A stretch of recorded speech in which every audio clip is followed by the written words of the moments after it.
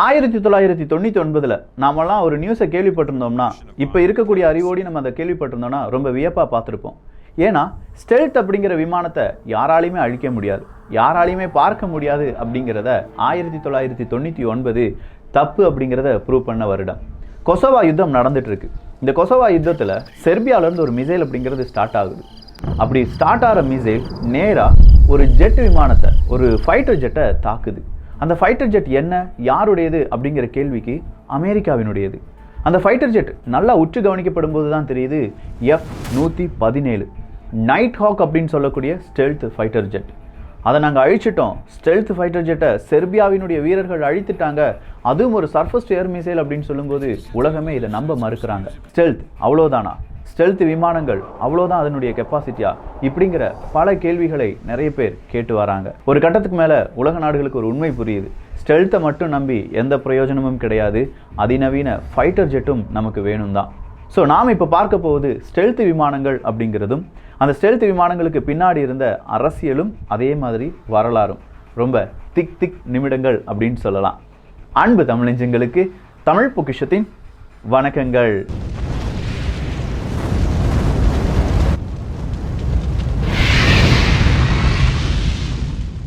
நான் சொன்னேங்கிறதுக்காக உங்களுடைய கருத்துக்களை கடந்த பல வீடியோக்களை போட்டுட்டு இருக்கீங்க.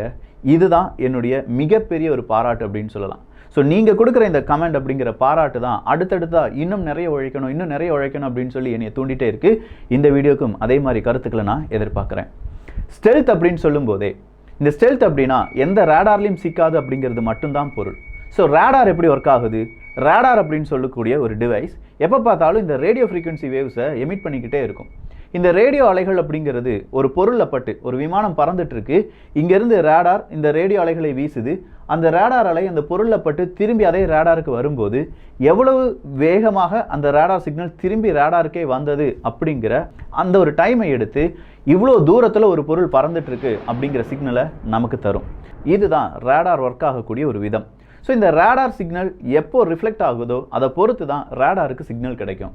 அந்த ரிஃப்ளெக்ட் அப்படிங்கிறது ஆகாமே இருந்துச்சுன்னா அந்த பொருள் இருப்பது ரேடாருக்கே தெரியாது. ஸோ ஒரு பொருள் ரேடார்லேருந்து தப்பிக்கணும்னா இரண்டு விஷயங்கள் தான். இந்த ரேடியோ அலைகள் அப்படின்னு சொல்கிறோம் பாருங்க, இந்த ரேடியோ அலைகளை ரேடாருக்கே திரும்ப அனுப்பக்கூடாது, அப்படி இல்லைனா இந்த ரேடியோ அலைகளை அப்சர்வ் பண்ணிடணும். இந்த இரண்டு விஷயத்தையுமே ஸ்டெல்த் விமானங்கள் ஃபாலோ பண்ணுறாங்க. குறிப்பாக நார்மல் ஃப்ளைட்லாம் நீங்கள் எடுத்து பார்த்தீங்கன்னா அதனுடைய ஃப்ரண்ட் போர்ஷன் ஒரு ரவுண்ட் ஷேப்பில் இருக்கும். ஆனால் ஸ்டெல்த் விமானங்களை நம்ம எடுத்து பார்த்தோம்னா அதனுடைய ஃப்ரண்ட் போர்ஷன் எல்லாமே ரொம்ப ஷார்ப்பான எட்ஜஸாக இருக்கும். ரவுண்ட் ஷேப்பில் ஒரு ரேடியோ அலை பட்ட உடனே திரும்ப ரிஃப்ளெக்ட் ஆயிரும். ஆனால் அதே நேரத்தில் ஷார்ப்பான ஒரு ஆப்ஜெக்டில் ஒரு ரேடியோ அலை படுகிறது என்றால் அது நேராக ரிஃப்ளெக்ட் ஆகாது, அதை விட்டு ஏதோ ஒரு டிகிரியில் அங்கே இங்கே தள்ளி போயிடும். இதனால் திருப்பி ரேடாருக்கே அந்த ரேடியோ அலை வருமா அப்படின்னு கேட்டால் வராது. அப்படி வராத போது ரேடார் என்ன நினைக்கும், மேலே எந்த பொருளுமே இல்லை அப்படின்னு சொல்லி நினைக்கும். அடுத்ததா இந்த ரேடியோ அலையை ஷார்ப் எட்ஜால் மட்டும்தான் ரிஃப்ளெக்ட் செய்ய முடியாமல் வைக்க முடியுமா அப்படின்னு பார்த்தா இல்லை. மேற்பூச்சி அப்படின்னு சொல்லுவோம் பார்த்தீங்களா, ரிஃப்ளெக்ட் ஆகக்கூடிய பலவிதமான பொருட்கள் ரொம்ப ஷைனிங்காக இருக்கக்கூடிய ஒரு பளபளப்பாக இருக்குங்க, அதில் ஒரு ரேடியோ அலை விழுதுன்னா நேராக அந்த ரேடியோ அலை பட்ட உடனே ரேடாருக்கே திரும்ப வராது, அது அங்கங்கே எங்கேயாவது போய் ரிஃப்ளெக்ட் ஆயிரும். இப்படியும் இந்த ரேடியோ அலையை குழப்ப முடியும். இந்த இரண்டு டெக்னாலஜியுமே இப்போ இருக்கக்கூடிய ஸ்டெல்த் விமானங்கள் பயன்படுத்துகின்றன. சரி, இப்போ நமக்கு இந்த ஸ்டெல்த் அப்படிங்கிற பெயர் எல்லாமே பரிச்சயமாக இருக்குது. ஆனால் வரலாற்றில் ஸ்டெல்த் எப்போது பேசப்பட்டது அப்படின்னு பார்த்தா 1980 பெண்டகனில் வச்சு ஒரு ப்ரெஸ் கான்ஃபரன்ஸை நடத்துகிறாங்க அங்கே இருக்கக்கூடிய டிஃபென்ஸ் செக்ரட்டரி. அவருடைய பெயர் ஹெரால்டு ப்ரௌன் அப்படிங்கிறது தான். இந்த ப்ரெஸ் கான்ஃபரன்ஸ் அப்படிங்கிறது ஆகஸ்ட் 22, 1980 நடக்குது. இந்த ஹெரால்டு ப்ரௌன் அப்படிங்கிறவர் ஸ்டெல்த் ரக விமானங்களை அமெரிக்கா சோதித்து கொண்டிருக்கிறது அப்படிங்கிறத அந்த ப்ரெஸ் மீட்டில் சொல்கிறார். ஸ்டெல்த்தா அப்படின்னு சொல்லி எல்லாருமே கேட்குறாங்க. சரிப்பா, இந்த ஹெரால்டு ப்ரௌன் அப்படிங்கிறவர் இந்த விஷயத்தையும் இப்போ சொல்கிறார் அப்படிங்கிற ஒரு கேள்வி இருந்துச்சுன்னா அடுத்த 3 மாதத்தில் ஒரு எலெக்ஷன். அந்த எலெக்ஷனில் ஜிம்மி கார்ட்டர் அவர்கள் ஜெயிக்கணும்னா ஏதாவது ஒரு புதுசாக, இல்லை அமெரிக்க நாட்டுக்கு ஜிம்மி கார்ட்டர் அவர்கள் இவ்வளோ செய்கிறார் அப்படிங்கிறது அமெரிக்க மக்கள் புரிந்து கொள்ள வேண்டும். அதற்காகத்தான் ஜிம்மி கார்ட்டர் அவர்கள் சொன்னதின் பெயரில் இந்த ஹெரால்டு ப்ரௌன் அப்படிங்கிறவர் இந்த ஒரு அறிவிப்பை கொடுக்குறாங்க. ஆனால் ஜிம்மி கார்ட்டர் என்ன நினைச்சாரு, இது ஒரு பாசிட்டிவாக நமக்கு நிறைய ஓட்டுகள் விழுந்துடும் அப்படின்னு நினைச்சாரு. இதுக்கு எதிராக நின்னது யார் அப்படின்னு கேட்டிங்கன்னா ரொனால்டு ரீகன் அவர்கள். ரொனால்டு ரீகன் அவர்கள் இதை எப்படி தெரியுமா திசை திருப்பி விட்டார்? அமெரிக்கா ரொம்ப சீக்கிரட்டாக வச்சிருந்த ஒரு ப்ராஜெக்டை வெறும் ஓட்டுக்காக, அரசியலுக்காக வெளியில் சொல்லிட்டார் ஜிம்மி கார்ட்டர்.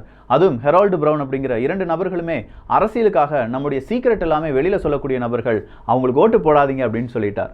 ரொனால்டு ரீகன் அவர்கள் சொன்னது தான் கரெக்ட் அப்படின்னு சொல்லி மக்கள் நம்பினாங்க. ஏன்னா 10 வருடங்கள் 1980 இப்படி ஒரு ப்ரெஸ் கான்ஃபரன்ஸ் சொல்றதுக்கான 10 வருடங்களுக்கு முன்னாடியே இவங்க ஸ்டெல்த் விமானங்களை தயாரித்து கொண்டிருந்தார்கள். அப்பப்போ வேறு நாடுகள், சோவியத் யூனியன், ரஷ்யாவாக இருக்கட்டும், இல்லாட்டி இன்னும் பல நாடுகளாக இருக்கட்டும், அமெரிக்கா ஸ்டெல்த் விமானங்களை ரொம்ப பெரிய அளவில் தயாரித்து கொண்டிருக்கிறார்கள் அப்படிங்கிற செய்தி எல்லாமே அமெரிக்க ஊடகமும் அமெரிக்க அரசு அதிகாரிகளும் மறுத்து வந்தார்கள். ஸோ 10 வருடம் சீக்கிரட்டாக வச்சிருந்த ஒரு ப்ராஜெக்டை வெறும் ஒரு ஓட்டுக்காக இப்படி சொல்லிட்டாங்களேன்னு சொல்லி மக்கள் நெகட்டிவாக இந்த ஜிம்மி கார்ட்டரை ஒட்டு மொத்தமாக புறம் தள்ளினாங்க. ஸோ 1980களில் தான் ஸ்டெல்த் விமானம் அப்படிங்கிறத மக்கள் பரிட்சயமாக பேச ஆரம்பிக்கிறாங்க. ஆனால் இப்படி மக்கள் பேசுறதுக்கு முன்னாடியே, கரெக்டாக 3 வருஷத்துக்கு முன்னாடி 1977லேயே F-117 நைட் ஹாக் அப்படிங்கிற fighter jet, stealth fighter jet, ரேடாரில் சிக்காத ஸ்டெல்த் ஃபைட்டர் ஜெட்டை களமிறக்கி அதனுடைய ப்ரோட்டோடைப்பை ரன் பண்ணி பார்க்குறாங்க அமெரிக்காவினுடைய இராணுவ வீரர்கள், அமெரிக்காவினுடைய விமானப்படை அப்படின்னு சொல்லலாம். 1977 நைட் ஹாக்கினுடைய ப்ரோட்டோடைப்பாக இருந்தால் 1978-79 B-2 பாம்பர் விமானத்தை தயாரிப்பதற்கான கான்ட்ராக்ட்லையும் அமெரிக்காவினுடைய அரசாங்கம் கையெழுத்து போட்டிருந்தாங்க. இதை தான் 1980 வெளியில் சொல்கிறாரு. ஸோ அடுத்ததான் ரொனால்டு ரீகன் வெற்றி பெற்று விட்டாரே. ரொனால்டு ரீகன் என்ன நினைச்சார் தெரியுமா? B-2 அப்படிங்கிறது ஒரு ஸ்டெல்த் பாம்பர். நம்ம முதலே பார்த்த மாதிரி B-52 அதனுடைய ஹிஸ்ட்ரிலாம் நம்ம பார்த்துட்டோம். கீழே டெஸ்கிரிப்ஷன் லிங்க் இருக்குது, பார்த்துக்கோங்க. B-52 பாம்பர், B-1B அப்படிங்கிற அடுத்த பாம்பர், இது எதுவுமே ஸ்டெல்த் பாம்பர் கிடையாது. ரேடாரில் ஈஸியாக சிக்கிரும். அப்படின்னா ரேடாரில் சிக்காத ஸ்டெல்த் பாம்பர் தான் B-2 ஸ்பிரிட் அப்படிங்கிற விமானம். ஸோ இந்த B-2வை நம்ம என்ன செய்யக்கூடாது? கண்டிப்பாக கேன்சல் பண்ணக்கூடாது. ஜான் கேட்டர் அப்படிங்கிறவர் என்ன நினைச்சார்னா, ஸ்டெல்த் விமானங்கள் தான் இனிமேல் ஃபியூச்சர், கண்டிப்பாக ஸ்டெல்த் விமானங்கள் இல்லாத விமானங்களை தயாரிக்க வேண்டாம் அப்படின்னு சொல்லி B-1 அப்படிங்கிற பாம்பர் ரக விமானங்களுடைய ப்ரொடக்ஷனை ஸ்டாப் பண்ணியிருந்தார். ஆனால் ரொனால்டு ரீகன் B-1 மற்றும் B-2 ஸ்டெல்த் மற்றும் நான் ஸ்டெல்த் பாம்பர் விமானங்களை ஒரே நேரத்தில் தயாரிக்கணும், ஒரே நேரத்தில் தயாரித்தாதான் அமெரிக்காவினுடைய வான்படை ரொம்ப ஸ்ட்ராங்காக இருக்கும் அப்படிங்கிறத நம்பினார். இதனால் B-1, B-2 அப்படிங்கிறது ஒரே நேரத்தில் தயாரிக்கப்படுகிறது. அப்படி தயாரிக்கப்படும்போது மறுபடியும் பல பிரச்சனைகள். 1980 ஸ்டெல்த் அப்படிங்கிறத நம்ம கேள்விப்பட்டுட்டோம். 1991 ஒரு நிறுவனத்தில் 10,000 நபர்கள் வேலை செய்கிறாங்க. எதுக்காக அப்படின்னு கேட்டால் இந்த B-2 ரக பாம்பர் விமானங்கள், ஸ்டெல்த் பாம்பர் விமானத்தை தயாரிப்பதற்கு தான். ஸோ 1991 அந்த 10,000 நபர்களும் சேர்ந்து உருவாக்கிய அந்த B-2 விமானத்தை வெளியில் கொண்டு வராங்க. பார்க்குறதுக்கு அப்படி இருக்குது. ஆனால் அதுக்காக அமெரிக்கா செலவழித்த தொகை எவ்வளவு தெரியுமா? 2 லட்சம் கோடி ரூபாய்.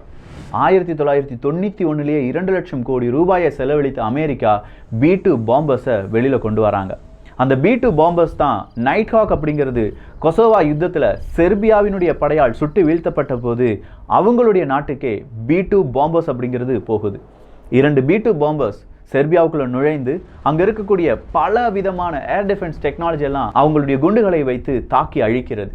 இந்த B-2 அப்படிங்கிற ஸ்டெல்த் பாம்பர் எவ்வளவு டன் எடையை சுமந்து செல்லும் அப்படின்னு கேட்டிங்கன்னா 20 டன் பேலோட்ஸை சுமந்து செல்லும். இந்த B-2 ஸ்டெல்த் பாம்பர் அப்படின்னு சொல்றது 16 அணுகுண்டுகளை சுமந்து செல்லக்கூடிய வகையான ஒரு விமானம் அப்படின்னு சொல்லலாம். அதில் 80க்கும் அதிகமான வேறு பல குண்டுகளை சுமந்து செல்ல முடியும். ஸோ 20 டன் எடை இருக்கக்கூடிய குண்டுகளை சுமந்து செல்லக்கூடிய இந்த B-2 அப்படிங்கிறது ஒரு ஸ்டெல்த் பாம்பர். ஸ்டெல்த் பாம்பர்னா யாருடைய ரேடார்லையும் சிக்காது. 50,000 அடி உயரத்தில் கூட பறக்கும். 30 மணி நேரம் பறந்துக்கிட்டே இருக்கும்.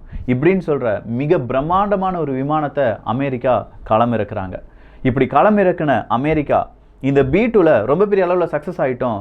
அடுத்ததாக B-21 அப்படிங்கிற அடுத்த ரைடர் என்கிற இன்னொரு விமானத்தை தயாரித்து வருகிறார்கள். 2021 டிசம்பருக்குள்ள B-21 அப்படிங்கிற ரைடர் என்கிற அடுத்த ஸ்டெல்த் பாம்பரை களமிறக்கவும் சொன்ன அமெரிக்கா இன்னும் அதை ரொம்ப ரகசியமாகவே பாதுகாத்துட்டு வராங்க. சில பல புகைப்படங்கள் வெளியில் வந்தாலும் B-21 இப்படித்தான் இருக்கும் அப்படிங்கிறது நமக்கு தெரிந்திருந்தாலும் அஃபிஷியலாக அமெரிக்கா இதுதான் அதனுடைய புகைப்படம், இதுதான் அதனுடைய இம்பேக்ட் அப்படின்னு சொல்கிற எந்த அறிவிப்புமே வெளியிடாமல் இருக்காங்க. அதற்கு காரணம் ரஷ்யா மற்றும் சீனா. இந்த ஸ்டெல்த் பாம்பர் அப்படின்னு சொல்லக்கூடிய இந்த ஒரு டெக்னாலஜியில் அமெரிக்கா இப்போ முன்னிலையில் இருக்காங்க. சொல்லப்போனால் அமெரிக்காட்ட இருக்கக்கூடிய இந்த டெக்னாலஜி ரஷ்யாட்டையும் இல்லை, சீனாட்டையும் இல்லை. ஆனால் இதுக்கு முன்னாடியே ஸ்டெல்த் பாம்பரை யார் உருவாக்குனாங்க அப்படிங்கிற ஒரு ட்விஸ்ட் இருக்குது. அந்த ட்விஸ்டுக்கு ஆன்சர் ஹிட்லர் என்பது தான். ஹிட்லரனுடைய ஒரு மிக முக்கியமான ஒரு விமானம் இருந்தது. அந்த விமானத்தின் பெயர் ஹார்டோன் HO299 அப்படிங்கிறது தான். இந்த HO299 அப்படிங்கிற விமானத்தினுடைய புகைப்படம் இது. B-2 ஸ்பிரிட் அப்படிங்கிற அந்த விமானத்தினுடைய புகைப்படம் இது. இரண்டையும் கம்பேர் பண்ணி பாருங்க, எங்கிருந்து எப்படி இந்த டிசைன் ஆட்டை போட்டிருக்காங்க தெரியுதா? ஸோ ஹிட்லர் மட்டும் உயிரோடு இருந்திருந்தார், இல்லாட்டி ஜெர்மனியில் இருக்கக்கூடிய அந்த நாசி படைகள் மட்டும் இதை ரொம்ப ரகசியமாக வச்சுருந்தாங்கன்னா கண்டிப்பாக அமெரிக்கா இல்லை வேற எந்த நாடும் ஜெர்மனி கிட்ட வந்து மோதி இருக்க முடியாது. அந்த அளவுக்கு கிட்டத்தட்ட 12,000 கிலோமீட்டரை ஒரே ஸ்ட்ரெச்சில் இதனால் கடக்க முடியும் அப்படின்னு சொல்லியிருந்தாங்க. இப்படி ஒரு HO299 அப்படிங்கிற அந்த விமானம் ஒரு ஸ்டெல்த் ரக விமானம் அப்படிங்கிறதையும் அமெரிக்கர்கள் கண்டுபிடிக்கிறாங்க. அந்த விமானத்தினுடைய உதிரி பாகங்கள் எல்லாமே இவங்களுக்கு கிடைக்குமா, அமெரிக்காவுக்கு கிடைக்குமா, ரஷ்யாவுக்கு கிடைக்குமா அப்படிங்கிற பலவிதமான ஆராய்ச்சியை செய்கிறாங்க. இந்த ஆராய்ச்சிலாம் இப்படி நடந்துட்டு இருக்கும்போது தான் F-117 நைட் ஹாக் அப்படிங்கிறத நாங்கள் உருவாக்கிட்டோம் அப்படிங்கிறத 1990களில் அமெரிக்கா சொல்லுது.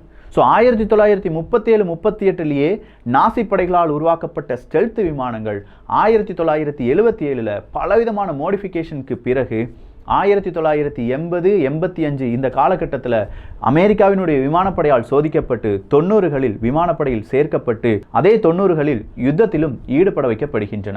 இப்படித்தான் ஸ்டெல்த் ரக விமானங்கள் அப்படிங்கிறது ஒரு படையில் சேர்க்கப்படக்கூடிய தருணம் நடக்குது. அமெரிக்கா ஸ்டெல்த் ரக விமானத்தை கொண்டு வந்துட்டாங்க, இனி நாமளும் என்ன செய்யணும், ஸ்டெல்த் பாம்பர்ஸ், ஸ்டெல்த் ஏர்கிராஃப்ட் அப்படிங்கிறதெல்லாம் கொண்டு வரணும்னு சொன்னதுனால ரஷ்யாவும் சீனாவும் மாற்றி மாற்றி ஸ்டெல்த் ரக விமானங்களை தயாரித்து கொண்டிருக்கிறார்கள். ஸோ இங்கே நம்ம ரெண்டு முக்கியமான விஷயத்தை பார்த்துருக்கோம். ஸ்டெல்த்னா என்ன, நான் ஸ்டெல்த்னா என்ன. இதில் விமானம்னு சொல்கிறேன், அடுத்ததாக குண்டுகளை பொழியக்கூடிய குண்டுகளை வீசக்கூடிய விமானம் அப்படின்னு சொல்கிறேன். இரண்டும் வேற. ஸ்டெல்த் ஃபைட்டர் ஜெட் அப்படிங்கிறது சாதாரண விமானங்கள், ஸ்டெல்த் பாம்பர் அப்படின்னு சொல்லும்போது குண்டுகளை மட்டுமே போடக்கூடிய விமானங்கள். அதில் நான் சொன்ன இந்த B-2 ஸ்பிரிட் அப்படிங்கிற ஸ்டெல்த் பாம்பர் விமானம் பெரிய அளவில் எதிரிகளுடைய விமானம் வந்தால் அதை அப்படியே சுற்றிலாம் ஓட்டலாம் முடியாது. ஏன்னா இந்த பாம்பர் இல்லாட்டி ஸ்டெல்த் பாம்பர்ஸ் எல்லாம் ஓட்டுறதுக்குன்னு தனியாக சூப்பர் கம்ப்யூட்டர்ஸ் தேவை. அதில் இருக்கக்கூடிய எக்யூப்மெண்ட்ஸ் எல்லாமே ரொம்ப விலை உயர்ந்ததாக இருக்கும். சொல்லப்போனால் இதுவரையிலும் அமெரிக்கா வெறும் 16-20 B-2 ஸ்டெல்த் பாம்பர்ஸ் அப்படிங்கிறது தான் உருவாக்கியிருக்காங்க. இதுக்கு பல லட்சம் கோடி ரூபாயை இழந்திருக்கிறார்கள் அமெரிக்கர்கள். அப்படின்னா எதிர்காலம் இந்த ஸ்டெல்த் ரக விமானத்தை மட்டும்தான் நம்பி இருக்கா, இல்லை நம்ம நாட்டுட்ட இந்தியாவிடம் ஸ்டெல்த் ரக விமானங்கள் என்ன இருக்கு, எதிர்கால திட்டங்கள் என்ன இருக்கு, இந்த F-117 நைட் ஹாக் அப்படிங்கிற ஸ்டெல்த் ஃபைட்டர் ஜெட் எப்படி வீழ்த்தப்பட்டது, இன்னொரு பதிவில் ரொம்ப சுவாரஸ்யமான பதிவில் பார்த்துடலாம். ஒரு விஷயம் உங்களுக்கு புரிஞ்சிருக்கும், எப்படியெல்லாம் இந்த ஸ்டெல்த் ரக விமானங்கள் உருவாக்கப்பட்டிருக்கிறது, அதுக்கு பின்னாடி இருந்த வரலாறு, ஏன் இந்த பாம்பர்ஸை பார்த்து சீனா பயப்படுறாங்க அப்படிங்கிறது தான். ஏன்னா சீனாவுக்கு இந்த ஸ்டெல்த் ரக விமானத்தை கண்டுபிடிக்கும் வாய்ப்பு இல்லை, அதே மாதிரியான ரேடார் ஃபெசிலிட்டியை சீனாவால் இன்னும் உருவாக்க முடியலை. ரஷ்யா இதெல்லாம் விட அட்வான்ஸ்டாக போயிட்டாங்க. எங்ககிட்ட ஸ்டெல்த் ரக விமானங்கள் இல்லாமல் இருக்கலாம், ஸ்டெல்த் ரக விமானங்களை சுட்டு வீழ்த்துவதற்கான ரேடாரும் அதற்கான மிசைலும் தயாராக இருக்குது அப்படிங்கிற அறிவிப்பை ரஷ்யா கொடுத்துருக்காங்க. ரஷ்யாவும் இதே மாதிரியான ஸ்டெல்த் பாம்பர்ஸை மிகப்பெரிய அளவில் உற்பத்தி செஞ்சிட்டு இருக்காங்க. ஸோ இன்னும் பல டீட்டெயில்ஸ், ரொம்ப புருவங்களை தூக்கி பார்க்க வேண்டிய பலவிதமான டீட்டெயில்ஸும் வரப்போகுது. இந்த ஒரு காணொளி பற்றிய உங்களுடைய கருத்துக்கள் இங்கே வரவேற்கப்படுகின்றன. எல்லோரும் தமிழ் பொக்கிஷத்தில் இணைந்திருங்கள். நல்லதை பகிர்ந்து நல்ல சமுதாயத்தை உருவாக்குவோம். நன்றி, வணக்கம்.